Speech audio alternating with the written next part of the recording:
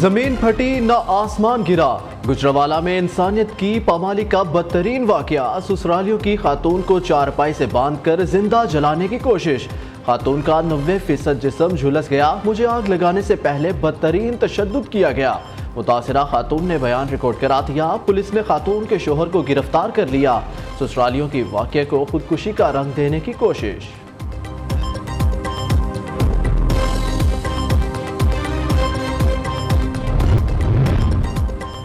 غزہ میں محصور بھوکے پیاسے فلسطینیوں کے لیے امداد کی بڑی کھیپ پہنچ گئی۔ اقوام متحدہ کے مطابق 33 ٹرک امدادی سامان لے کر غزہ میں داخل ہو گئے۔ امداد سپلائی کی اجازت ملنے کے بعد یہ اب تک کی سب سے بڑی کھیپ ہے۔ OCHA نے خبردار کیا ہے کہ انسانی صورتحال کو مزید بگڑنے سے روکنے کے لیے مستقل بنیادوں پر بہت زیادہ امداد کی ضرورت ہے۔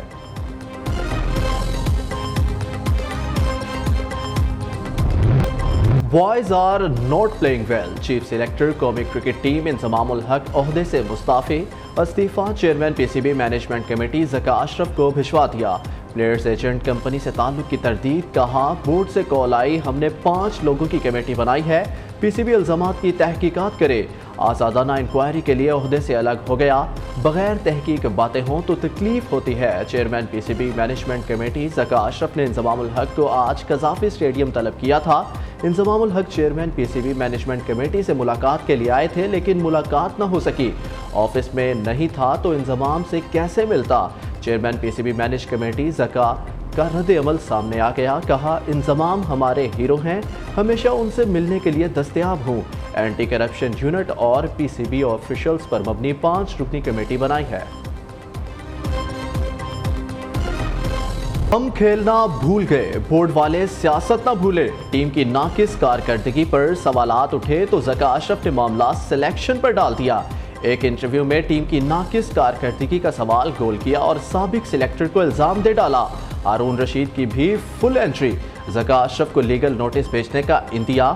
نیوز کے پروگرام کرکٹ کا سلطان میں گفتگو کرتے ہوئے کہا ٹیم کی سلیکشن نے چیف سلیکٹر کی ذمہ داری تھی۔ چیئرمین PCB نے بغیر تیاری انٹرویو دیا۔ ذکا اشرف کی کارکردگی اور ملبہ سابق سلیکٹرز پر ڈالنے کے بعد سوشل میڈیا صارفین نے بھی خوب دل کی بھڑاس نکالی، سوالات اٹھا دیے۔ افغانستان کی ورلڈ کپ میں ایک اور کامیابی، سیمی فائنل کی دوڑ میں شامل سری لنکا کو 7 وکٹوں سے شکست، 242 رنز کا ہدف بآسانی 3 وکٹوں پر حاصل کر لیا۔ رحمت شاہ، حشمت اللہ اور عظمت اللہ کی نصف سینچریاں، اس سے قبل لنکن ٹیم 241 پر آل آؤٹ ہو گئی۔ افغان فاسٹ بولر فضل الحق فاروقی نے 4 کھلاڑیوں کو آؤٹ کیا، مجیب الرحمان نے 2 وکٹیں حاصل کی۔ جیت کے بعد افغان ٹیم پوائنٹس ٹیبل پر 7ویں سے 5ویں نمبر پر پہنچ گئی۔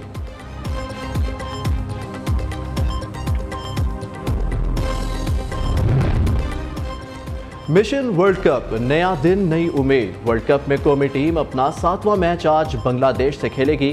مسلسل 4 شکستوں کے بعد قومی ٹیم کو ٹورنامنٹ میں ان رہنے کے لیے جیت لازمی درکار۔ دونوں ٹیمیں اب تک 38 بار آمنے سامنے آ چکی، 33 میں پاکستان اور 5 میچز بنگلہ دیش کامیاب ہوا۔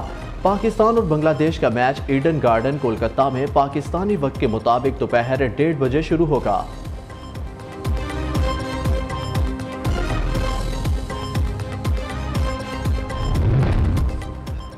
اسرائیل فلسطینیوں کی نسل کشی میں مصروف ہے اور نگران حکومت لاہور میلہ کے نام سے جشن منا رہی ہے۔ محسن نقوی نواز شریف کا نمائندہ ہے، اپنی نااہلی اور بے حسی سے لوگوں کی توجہ ہٹانے کے لیے رقص و سرود کی محفلیں سجائی جا رہی ہیں۔ چودھری پرویز الہی کی عدالت پیشی پر صحافیوں سے غیر رسمی گفتگو، کہا یہ وقت فلسطینی عوام کے ساتھ کھڑا ہونے کا ہے، گانے بجانے کی محفلوں میں فری داخلے کی دعوت کا نہیں۔ معصوم بچوں اور بے گناہ فلسطینیوں کی شہادت پر میوزک کنسرٹ نے نگران حکومت کی بے حسی اور شرمناک رویے کا پردہ چاک کر دیا۔ غیر قانونی مقیم تارکین وطن کو دی گئی ڈیڈ لائن کا آج آخری روز، مہلت ختم ہوتے ہی آپریشن شروع کرنے کا فیصلہ۔ غیر قانونی مقیم غیر ملکیوں کی منقولہ اور غیر منقولہ جائیدادوں کو ضبط کر لیا جائے گا۔ سیکیورٹی فورسز نے ملک میں بڑے پیمانے پر میپنگ اور جیو فینسنگ کے ذریعے مشکوک افراد کی نشاندہی کر لی۔ خیبر پختونخوا میں غیر قانونی مقیم افغان باشندوں کے لیے 3 ہولڈنگ سینٹر قائم۔ اسلام آباد پولیس اور انتظامیہ نے غیر قانونی رہائش پذیر غیر ملکیوں کے حوالے سے پلان تیار کر لیا۔ اسلام آباد میں غیر قانونی رہائش پذیر غیر ملکیوں کے لیے حاجی کیمپ میں ہولڈنگ سینٹر قائم۔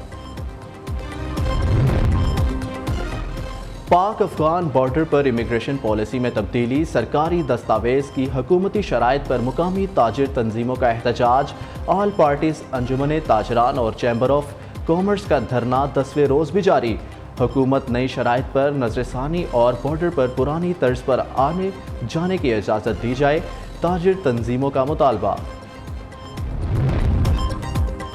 کراچی کے علاقے سعود آباد میں پولیس مقابلہ، 4 ملزمان ہلاک، موٹر سائیکل سوار ملزمان گلی میں واردات کے لیے پہنچے، پولیس اہلکاروں کو دیکھتے ہی فائرنگ کر دی۔ پولیس کی جوابی فائرنگ سے ایک ملزم موٹر سائیکل سے گر گیا، دیگر 3 ملزمان دوسری گلی میں مارے گئے۔ پولیس حکام کے مطابق ملزمان سے ملے 32 موبائل فونز میں 15 کے مقدمات درج ہیں۔ کراچی میں جرائم کی شرح تشویشناک حد تک بڑھ گئی، رواں سال کے دوران ڈکیتی مزاحمت پر 112 شہری قتل کر دیے گئے۔ اسٹریٹ کرمنل سے ہونے والی 954 پولیس مقابلوں میں 150 لٹیرے ہلاک، 1119 ملزم زخمی حالت میں گرفتار کیے گئے۔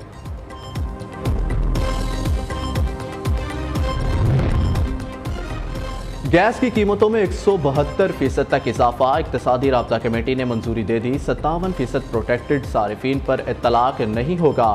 پروٹیکٹڈ صارفین کے لیے فکس چارجز 400 روپے مقرر، اطلاق 1 نومبر سے ہوگا۔ نگران حکومت گیس کی قیمتوں میں اضافہ نہ کرتی تو گردشی قرضات 400 ارب روپے مزید۔ کہاں سے آیا یہ گنڈاسا، کون لایا یہ گنڈاسا؟ پاکستان فلم انڈسٹری میں منفرد انداز اور اسلوب کو متعارف کرانے والے حسن عسکری نہ رہے۔ نامور ہدایت کار، فلم ساز اور مصنف آغا حسن عسکری پھیپھڑوں کے دل منو مٹی تلے جا سوئے، آبائی گاؤں رئیس آباد میں سپرد خاک۔ مولانا طارق جمیل نے صاحبزادے کی نماز جنازہ پڑھائی۔ امیر جماعت اسلامی سراج الحق سمیت سیاسی، سماجی اور مذہبی شخصیات کی شرکت۔ جنازے کے موقع پر بیان میں مولانا طارق جمیل نے کہا، ہم اللہ کی رضا پر راضی ہیں، ہمیں پتہ ہے زندگی کا دھاگا ایک دن ٹوٹے گا، جوان بیٹے کا صدمہ بہت بڑا صدمہ ہے، آخرت کی تیاری ضروری ہے، اگر اللہ راضی ہے تو موت خوبصورت تحفہ ہے۔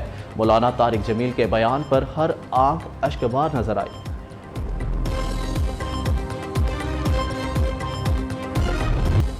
جوان بیٹے کی موت پر مولانا طارق جمیل غم سے نڈھال، اپنے بھائی کے گلے لگے تو ضبط کے سارے بندھن ٹوٹ گئے۔ مولانا طارق جمیل بیٹے کی جدائی پر زاروں کے تار روتے رہے۔ لاہور میں سموگ کا راج، باغوں کا شہر، آلودگی کے اعتبار سے دنیا میں سر فہرست، سورج بھی سموگ میں گم۔ لاہور کا ایئر کوالٹی انڈیکس صبح کے وقت 447 ریکارڈ کیا گیا۔ ماحولیات کے ماہرین کے مطابق آلودگی کی شرح 400 تک ہو تو پرائمری اسکول بند کر دیں۔